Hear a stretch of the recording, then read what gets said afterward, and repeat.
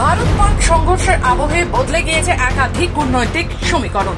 ভারত পাক সংঘর্ষের সময় অপদার্থ পাকিস্তানকে সমর্থন করেছে তুরস্ক।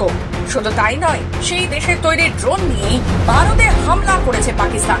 শত্রুর বন্ধু দেশকে বয়কট করার ডাক উঠেছে সর্বত্র।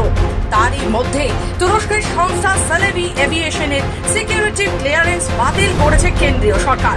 ভারতের প্রধান 9 বিমানবন্দরের ব্যবস্থাপনার কাজে অর্থাৎ কার্গো গ্রাউন্ড হ্যান্ডলিং এর কাজে যুক্ত ছিল এই সংস্থা।